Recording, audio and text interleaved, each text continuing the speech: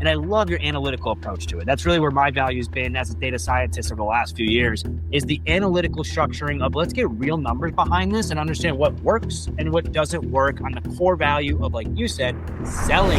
Welcome to the Art of Kaizen for Entrepreneurs, growing 1% everyday podcast. Hello and welcome to the Art of Kaizen for Entrepreneurs podcast, where we get to discuss how to grow 1% every day in both business and in self. Today, we have Mr. Scott Eddy, an absolute gangster when it comes to digital marketing, recognized as a top influencer in the world, a speaker, a content creator, a brand ambassador, and so much more. Today, we are here to speak about how your personal brand can completely change your life and how Scott's life was changed when he decided to step into the digital space in the early 2000s. Thank you, Scott, for joining me today. Kyle, nice to be here. Thanks for having me. No problem. And we were joking around and got a little excited before the call, but just because you have an incredible story. I mean, just an incredible story.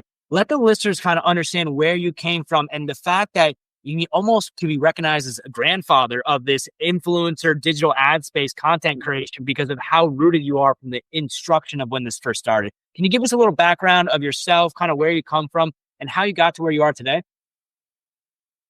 So I'll give you an elevator pitch. So I grew up in Fort Lauderdale and I was in investment banking for 10 years. I went into a training program right out of high school. And the guy who sat next to me, his friend was an expat working in Bangkok. And every time he used to come visit, we used to hang out, drinks and dinner. And he always used to tell me to come visit him. And I'm like, listen, bro, I work 90 hours a week. I can't take a 24-hour flight. So we stayed friends. We stayed talking. We saw each other when he came to town. And finally, they came out of the office one day and said, we just sold the firm. If you show up on Monday, this was a Friday. If you show up on Monday, that you're going to have a new owner. And half the firm resigned, including myself. And he called me the next day on Saturday and he says, listen, you have no job. Come visit.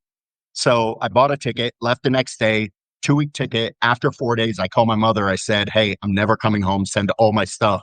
And I ended up living in Bangkok for 11 years.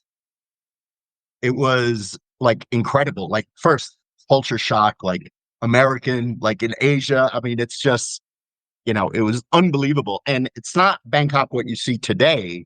This was 5-6 years before social media came out. So I was there making a lot of friends, going out, traveling, really just gaining my mindset to live in Asia.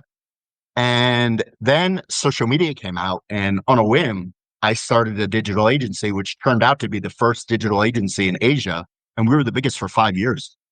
And all my clients were hotels. This is when the first wave of crazy hotels that were entering Bali. This is when the Western casinos were entering Macau. This is when Southeast Asia was blowing up, Marina Bay Sands in Singapore. This is when the whole region was just on fire. And we were at the forefront, and I learned a lot. And then 5 years later, I was like, I have an office. I have 37 full-time employees. This sucks because it's all I'm doing is putting out fires every day. So I ended up selling the agency, building up my personal brand even more, and started bouncing around. So in total, I lived in Thailand for 11 years, Philippines for a year, Sri Lanka for a year, Spain for 4, Portugal for 1, and London for 1. Then I came back to the States. But when I came back to the States, that is when I really blew up because that's when influencer marketing really started to get mature. Social media started to get mature. The ad spends were there. Everything started to get age verified for alcohol, for gambling, it just started to blow up. So I started doing monster campaigns. I did the first campaign, the global campaign for Star Alliance. I've done campaigns for F1, Air New Zealand, Singapore Air. Really, really huge things. I had the first travel series on Lifetime TV where I was the host. Sort of like an Anthony Bourdain type thing. But it launched right before the pandemic and the pandemic killed it. But it was a very, very good experience. So about 10 years ago, before I moved back to the States, I sold everything I own. I'm still based in South Florida in between all my trips, but I travel full time. And even when I'm there, I just stay in a hotel. So now I do 25, 30 countries a year, working with primarily hospitality brands, hotels and resorts, destinations, and cruise lines are the primary. And I speak at a bunch of conferences, and I travel with my close friend, Chris, who's one of the top hospitality photographers in the world. That's it. And here we are today. Yeah, incredible. I'm jealous over here. I'm not going to lie. As a young guy that's got just into marketing in the last 10 years, to hear that progression, to hear the type of businesses you got to work with, and to hear your overall development within the industry, and now to where you are as a true influencer. I know the word's a little fluff, but at the end of the day, you're truly right? You're influencing these hospitality companies to be better. Can you dive into a little bit of what you're actually doing with them? Are you helping them with content development? Are you walking them through how to handle the customers, their PR structure? What are you really diving into when you help these hospitality companies? A little bit of all of the above. So we do a lot of full-on photo shoots for properties. I do obviously influencer campaigns. Everybody wants access to my audience. And then I also do social media workshops with the marketing team. I speak at a lot of these events, and I really just try to bring them up to speed at the end of the day, because I got news for you. We're in 2024, approaching 2025. This is coming out 2025. Brands still don't get it. It is still less than half the brands in the world, and I would say even way lower than that. They just don't get it. They don't understand. Social media is the primary pipeline of communication. Whether you're running ads like you or whether it's organic stuff like me, I mean, nothing really exists without us. Nobody's opening those newspapers anymore, reading those magazines. Nobody's paying attention to the TV commercials. It's just, it doesn't exist anymore. And if I can reach the world on my phone, like, are you out of your mind? And to watch the watch time of YouTube increase year over year, to watch the user base of all the social platforms spike year over year, to still hear that some of the major brands don't get it is, it's crazy, but it's understandable. It's moving very, very fast, and people sometimes they get paralysis by overanalysis, right? When it comes to it. So to have someone like you that can truly give guidance and what I would call prudence, the understanding of really how to make the right decision in how they present their brand to the public and how they use these social media is so powerful. Question for you. You say they don't get it. What's the number one problem that you see that it's probably a consistent problem from hospitality to any of the businesses that you work with? Do they not get the way that you're supposed to interact on social? Do they not get how big social is? What is the biggest problem you seem to solve when you help these businesses? I'm paying attention to it. So society says you need to be on social media. Okay, society, we're ABC hotel, right? We're going to make your job responsibility now is social media. I'm going to give you 15 other job responsibilities on top of that. So your job of social media really gets fall to the back burner, and those other job responsibilities are really your main job. So honestly, they don't give it the respect that it deserves. One of the funniest sayings out there right now, and it's true to the in a microcosm, but it's not true to the mass. People say attention spans are shortening. Yes, attention spans are shortening for horrible content. Tolerance for boring content, attention spans are really shortening. But people don't care about your posts. They care about what posts can do for them. Saying social media marketing is just making posts is like saying cooking is just mixing ingredients. I work with so many brands that leave ROI on the table. And I tell them, if you stay ready, you don't have to get ready. Think of this. If you have a restaurant, do you create experiences, or is it designed just to be consumed? I can only help you breathe life so much into your digital strategy. You have to get in the boat and help me row at some point. I can't do it all myself.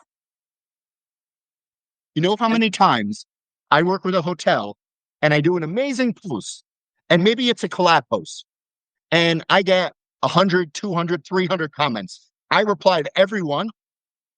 Do you know, like, not even 5% of the time does a hotel or whoever does a cruise line destination go in there and like dive into the comments and comment as well? People are taking time out of their day to comment, to tell you how beautiful your swimming pool is, how delicious that meal looks, how gorgeous your hotel is. and you don't have the audacity to sit down and say, thank you. Manners. It's like, were you taught that? Were you drug up or were you raised? You're right. That is Scott. That is it's cracking me up because it's one, it's manners, but also, obviously, this. I can tell by your tonality and everything. Like the algorithm itself wants you to do that, and the customer's opening the door. It's like a lead walking into your business, right? It's like a lead walking in, and you being like, yeah. How I always look at it is like this: you're walking down the sidewalk. Somebody looks at you, looks you in the eye, smiles, and says, "Good morning. How you doing?" Are you just going to walk past? Because that is the equivalent of what you're doing. There is a human being on the other side of the comment. Scott, I see it so much. There's so many times, especially in the paid ad space, right? There's a lot of categories that we say, hey, we're going to handle the paid ads. You handle the organic side. It won't be that difficult, man. It's the messages, the comments, and things of that nature. And you'll go in and we'll develop hundreds of thousands of likes through paid advertising. And you'll hit the comments, and the first 5 comments were the only 5 pissed off customers that they had putting a negative comment with 0 response. They even hide the comment. They're not managing the actual nurturing. And the problem that people, I think they're really undermining is that every post now, every ad, every post has its own ecosystem. It has its own comment section. It has its own likes. It has its own life that breathes into it over time. And you're a part of that process. Your name is on it usually, or your brand name is across it, or your assets are in the video, and you're not engaging with them in the right way to actually get meaningful conversations that lead to revenue generating efforts that are right at your fingertips. I couldn't agree more, Scott. Let me ask you this. You're breaking down a lot of the understanding of base levels of marketing. And I'm assuming you go much, much deeper when you work with these clients, right? First of all, we all got to be on the same ship to know what direction we're going. So you're trying to get everybody on the same ship so that they understand the value in this. And then you go into emphasize the content, the beauty, and all the different angles that you could bring in. To have the position that you have and the level of confidence that you have with social media, as well as the level of confidence you have in your content development, because your content's beautiful. I was looking at it before the call. You really know what you're doing when it comes to hitting the 3 pillars of education, entertainment, or inspiration when it comes to resonating with customers. With that being said, do you have a story or potentially a challenge that you went through that maybe our listeners here could resonate with to get them more aligned of how valuable what you do really is? Maybe a challenge you went through in your business that made it seem like, man, I am doing the right thing. I just need to keep pushing forward. Or potentially a story that you have for our listeners that would resonate with them on how valuable what you do actually is in the business ecosystem today. Listen, I don't have a story doesn't come to mind off the top of my head, but I will say that so the testing ground for me, when I tell a hotel to do something, like, trust me that I've already tested this technique 1,000 times on my personal brand and failed 990 times, 999 times over 1,000. And I've seen it succeed once. And when I see it succeed, then I start to implement it into strategies for the industries that I'm working with. So, I mean, I failed so much. Like, you got to understand, remember how big Twitter was when it first came out, right? It was the lifeline. It was, you got your news there. That's where all the, there was no apps, there was no Facebook news feed. There was no, you got your sports there. You got your PR people were there. Your writers were there. Everybody was there. I was first 2,000 people on Twitter. I failed so many times testing what works, quotes or pictures or videos or here or reels or whatever it is. I've already been there. I've done that. Like, I'm not reading something out of a book. Like, I never went to college. I was a C- student. I was horrible. I don't know anything. One thing I do know is how to sell, which I learned in the investment banking world. And I combine that with knowing social media only because I failed a million times. And you combine that together, that's all social media marketing is. Yes, you're selling. I'm selling a lifestyle. I'm selling a destination, a hotel. I'm selling a dream. It's crazy. It's how you adapt to the challenges that you face every single day. Because the higher you go in a company, is all you're doing is putting out fires every day. That's all you're doing. You're not doing happy work. That's all I was doing at my agency. I was the owner. I was the top. Yay, I had a card that said CEO. Okay. But it's all you're doing is dealing with problems every day, all day long. It sucks. So if I'm giving you a lifeline and telling you that this could work with me, trust me, and let's just go in. Let's test. And if it failed, why did it fail? Take that, make it better, and test again.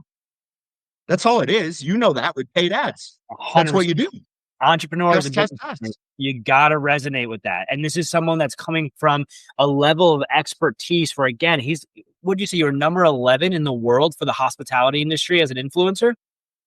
Incredible. Obviously knows what he's talking about. And he's saying you need to either do one of two things. You need to test so much that you know what's right or wrong, which is what most people refuse to do because they really care about not being wrong. It's okay to be wrong, business owners. We're wrong a lot, okay? We're wrong a lot, okay? So you can either go through the trials and tribulations yourself, or you find prudence by someone who's done it before. You get guidance from a mentor that can guide you through, hey, I've done this a million times, 999,000 times. It didn't work, but this is how I got it to work, and this is what you need to do. So to find somebody like Scott and resonate with him and be him, have him in your corner, especially if you're in the hospitality industry. You listen to this right now, and you're in the hospitality industry, you don't know who Scott is, his information will be in the description. Make sure you connect with him. But overall, Scott, I couldn't resonate with you more, right? A steel built by hard fire, right? You're someone that has gained the confidence, gained the prudence by going through and actually doing the hard work and finding the real answers. And I love your analytical approach to it. That's really where my value's been as a data scientist over the last few years, is the analytical structuring of let's get real numbers behind this and understand what works and what doesn't work on the core value of, like you said, selling, bringing in revenue to the business, not the vanity numbers, right? So love. It's all about ROI. And then you can listen, vanity, don't mistake what I'm saying. Vanity still matters. People still need the pretty picture. People still need the pretty video. And yes, everybody wants that million view video. I've never got one. And I'm one of the top in the industry. I've never went viral. Because virality doesn't equal success. Very rare does virality actually declare success. You know, one of the biggest issues with humans, forget about hospitality, forget about people in position of power. People think that social media is just a trend. It's not just a trend. It's the megaphone that turns whispers into roars if you use it correctly. The megaphone that turns whispers into roars. I love that. And, it's funny. I think we should get that trend off the table because Facebook was supposed to be a trend and now your grandma's on it, right? So the platforms themselves are never going to be a trend. They've developed now into a position where they've solidified themselves in their lives. Okay. Now think about this. When Facebook came out and people were laughing because it's all college kids, right? And then who's on it now? All the parents. Okay. Everything ages up. When it came out, I'm not doing dances. I'm not 7 years old. Why would I want to be on there? Do you know the fastest age group on Twitter or on TikTok right now? The growing demographic, 38 to 56. Like, are you kidding me? It's just the same thing over and over and over again. Facebook, Instagram, get on early, grab your name. You ever see these companies where they have a different name on every platform? Mm-hmm. Never late to the game. Because they're not viewing social media as something important. So by the time they get there, somebody already snatched their name, hoping to sell it to them, make a couple bucks. Like, you're an idiot. It's Alex Hormozi in his recent book, $100 Million Leads. I love his breakdown of it. There's 4 core ways to reach out to customers. There's the one-to-one. There's the one-to-many, and it's broken up into 2 different sections. And the one-to-many is the social media side. It is your organic posts. It is your paid advertising. It is your opportunity to, as you said, turn whispers into roars. I love that. I think that is a great way to emphasize what social media can really do if you do it the right way. Like the caveat there, right? Because there's a lot of people out there that are not approaching this the right way. They're either leveraging viral trends and they think that's the right way to go about it, not representing their business. they're just posting call to action assets every single day, hoping it will drive your business. But people don't really care to see that on their social media. It's understanding, like we do with everything in business, where our customer lives and meeting them there instead of forcing them to where we want them to go. Customers don't want to go where they don't want to go. It's just period. And now with so many options, you brought up earlier the attention span of human beings. I love what you said about it's not so much the attention span. It's just they're used to the content now and they know it's crap and they're moving past it really quick, right? They know what's good quality content. When you put out watching 45-minute YouTube videos, I do. Like if it's something that interests me, I'll sit down. Like, you mean to tell me you're going to binge watch a whole season on Netflix, but you're not going to watch a 15-minute video if it entertains you? Of course you will. Of course you will. You're not going to watch garbage. Yep. Listen, when you're creating content, essentially storytelling, you need to have an emotional destination, a tunnel that your content is growing through with ups and downs, with that ultimate destination in your view. That's how you have to think when you're creating this content. And you have to concentrate on the cinematic storytelling with a heavy emphasis on digital first and a focus on bringing the most ROI at the end. I love that. Having the emotional pieback factor at the end of your view. What is the actual reason that someone's going to trust me or resonate with me or have a feeling of love or hate towards me, but generate something that's more than just seeing the asset, truly feeling that emotion from the asset. Scott, you brought up some incredible points here. I mean, there's golden nuggets across the board of value that you're bringing in, and obviously you're bringing in for your clients too. I have to ask you, since you've been in this since, let's call it the inception of what digital advertising really has been, where do you see the industry going in, say, the next 3 to 5 years? I know AI has been a big hype, but in your world where you're at, you could create an AI avatar and try to replicate a person like you. It's not going to happen. It's not going to happen for the next 5 to 6 years until they can really understand how to use VR and AR to a level that we haven't seen yet. So my question to you, Scott, is in the world of content development, in the world of social media, in the world of enterprise level business, or even the hospitality business, how do you see things changing in the next 3 to 5 years? I don't see things changing. And AI, I mean, listen, people are so afraid of AI because they don't understand it, because they haven't taken 15 minutes to like understand what it is. Like AI can save you a salary per year. It can be your assistant to bounce ideas off of, to ask questions to get a better understanding, to fix your grammar. Like, I speak horrible. He's never trained. I never went to university. I can't speak, but with AI, I can. And it's not speaking for me. It's helping me. So don't be afraid of something that you don't understand. That's number one. Number two, it's never going to take the place of humans. It is going to enhance what we do. And the same way it's taking away jobs, the same way it will create jobs. You know, like it's crazy when back in the day when farming was the number one industry in the country, way back before us, and the tractor came out, everybody thought, oh, this thing's going to take all our jobs. No, you still have jobs. You're just doing different things. It's going to make your life easier. So, I mean, things aren't going to change. I think one thing that I love that have changed in content, and the only reason that changed is because of the pandemic. The pandemic brought a lot of bad, but it also brought some good. It cleaned out a lot of industries. It got away a lot of the garbage. My industry is very saturated post-pandemic, so that was one of the bad. But one thing that it did do that's really good is it made raw, organic, unedited content everyday use. No longer do you need that fancy video. You can take a video and post it and it's fine. So you don't really need to have all the editors and graphic designers and just, you can do it yourself.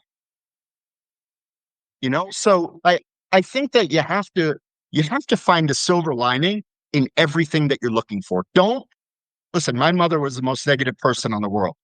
I use that as a positive because now the first thing, because I was around her my whole life, the first thought in my head with anything is negative.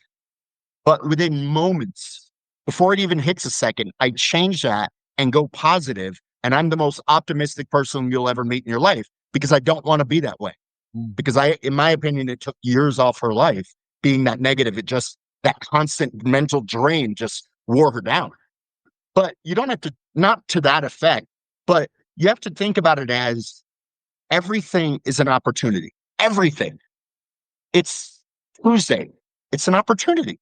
You have 4 more days left this week. You have 1 more month left in this year.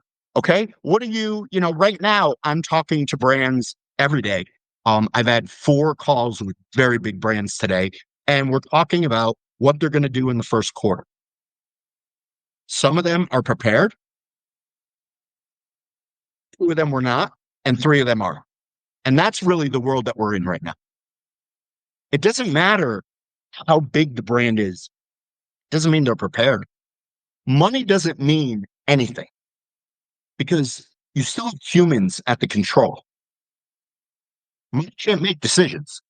It's still a human. And the problem is most companies have dinosaurs in the decision-making areas. And I don't mean age. I mean mentality. You're a dinosaur. I work with hotels all the time, and they're still spending 15 grand a month to run that ad in the magazine that their friend owns. And they've been doing it for 17 years. Those magazines, nobody reads them. It's 15 grand a month. What could you do with 50 grand a month in ad spend? It's crazy. It's like It's almost crazy. Like guaranteed reach of 250,000 people. It's crazy. Yeah, it's honestly nuts.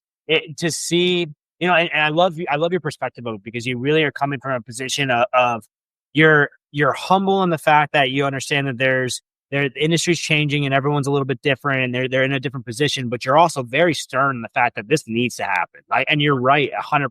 From the data that we see, what I've seen in the last 10 years, I've taken mom and pop shops that had no room to be the biggest name in town, but they had great food and they had great service. In the matter of a year of paid advertising is the biggest name in town because they started caring about their social media. They started caring about what they put out for content. They started caring about how they resonate with the market. The world is not getting less digital. It's getting more digital every single day. So why are you spinning your wheels in the mud or going backwards? Like, are you out of your mind?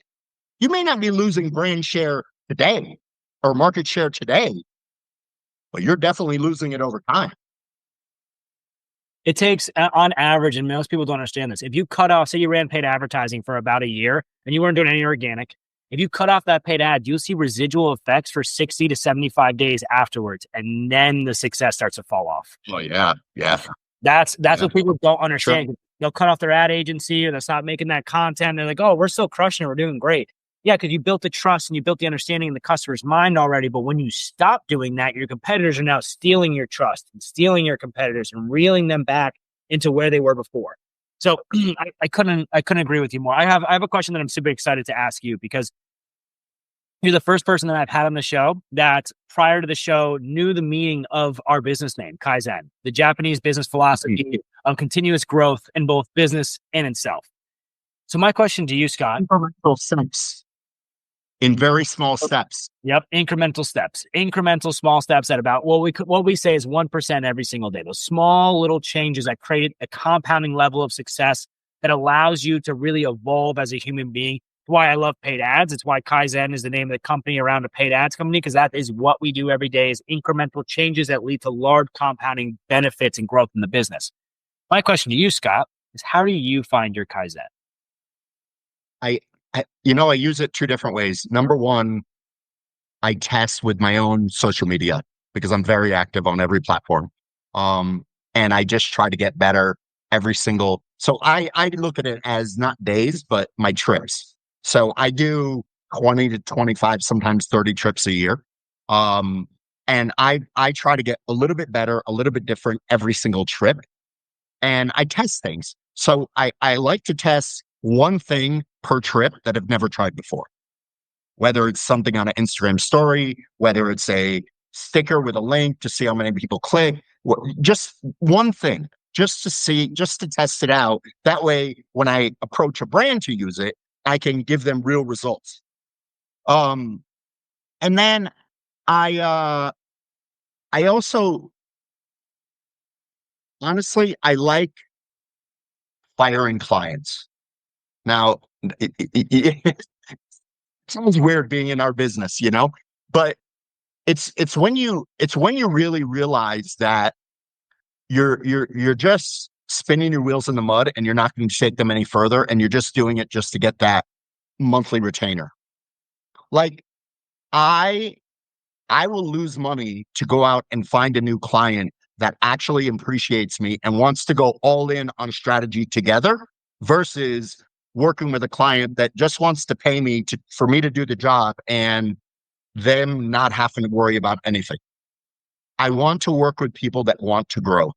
I want to work with people that believe in me, and I want to work with people that I get along with.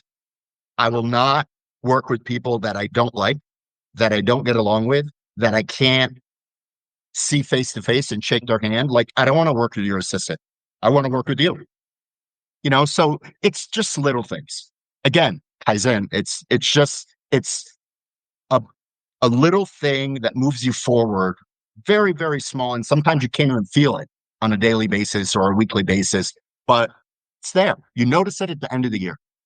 Yeah. The time about right now coming into January, that reflection time that most of us entrepreneurs have to assess our books and understand is really when that comes in. But, I love that. The first one that you brought up was, again, living in the fire, right? As you said before, that you wanted to know how it works. So you dove into it, and you're finding your improvement every day by actually leveraging these platforms, using these platforms, testing new things, huge thing, testing new things. You're talking to a man here that is already accredited, already known for what he does, is consistently in a space where he is sought after for what he knows, and he's still testing every single day to find how he can be better, right? And then the second portion of that, which is really the personal side, which is firing clients, right? AKA knowing where your happiness lies, knowing where you can put your energy to get the value and the love back for the energy that you're putting out, instead of hitting that brick wall with clients that we don't want to work with. And every entrepreneur and business owner listening to this can resonate with that right now. We all have had those clients that have cost us more money in either emotional or physical turmoil than it did in monetary return for the client. So, all right, Scott, I got one more question for you. This is one of my favorite ones. Have you ever read the book Atlas Shrugged? Okay. Atlas Shrugged. I don't recommend you read it. Super, super big. It's a massive book. But the concept of it is super incredible, and I love the ideology around it. The ideology of Atlas Shrugged talks about that us as business owners, you, Scott, me, the entrepreneurs listening to this right now, we move the world forward every single day. Without us, the ideas and concepts of all the people in the world don't become factual. They don't actually change the world until they become into a business operation. So for the world to change, for the world to grow, business owners are actually the ones that move that and drive that change in the world. The book Atlas Shrugged talked about what would the world look like if we all as business owners just shrugged it off and decided to not put this pressure on our shoulders anymore, decided to not help the world go forward. And if today that happened, Scott, if today you walked away from what you do as an influencer in your consulting, I walk away from my agency, the restaurant owner walks away, but the facility's still there. The home improvement business, they stop doing what they're doing, but the materials are still out there. If that all happened today, what would be the first business that you would start tomorrow? I wouldn't say I wouldn't start a business. I would, again, start a social media profile and build a community. There's nothing like building a community. You know how I like to look at it? Listen, I'm single, I'm not married, but community building is like a marriage. You work hard to get to the point where you find that person that you love, and then you get married. But then you don't stop. If you do, we know what happens. You have to keep putting in the effort every single day. You have to keep learning every single day. You have to keep romancing every single day. You have to keep adding value every single day. You have to keep growing every single day. But it all starts with that first person, that first customer, that first guest. It all starts with one. That's it. So I would start what I'm doing now, but I would start all again from scratch, and I would do it again. It's such a beautiful answer, because if you're an entrepreneur or a business owner in the hospitality space, and you hear an answer like that from this individual that is saying that today, all I do is I help these businesses. And if we had to start over, that's all I would do again, means he absolutely loves what he does. He has the passion for it. He has the motivation. He has the drive, and he, hell or high water, is going to be here to help business develop and grow in the right direction, leveraging their social media. Scott, amazing having you. Thank you for your time so much. If there's somebody here listening to this podcast right now and they want to get connected with you, how would they find you? You can find me on any platform at Mr. Scott Eddy. Perfect. Easy. We're going to put some links below in the description, guys, so you can check out his website, which is beautiful, and some other content around Scott. Mr. Scott Eddy, really incredible time. Love hearing your background. Love hearing from one of what I consider a grandfather in the space that really knows what they're doing and has the confidence and the confidence and the prudence to be able to show it to the clients in the right way, to even advance some of these enterprise level clients that are still in the dark ages. To the listeners out there, thank you so much for finishing this video. Make sure you like, comment, and subscribe, and we will see you on the next one.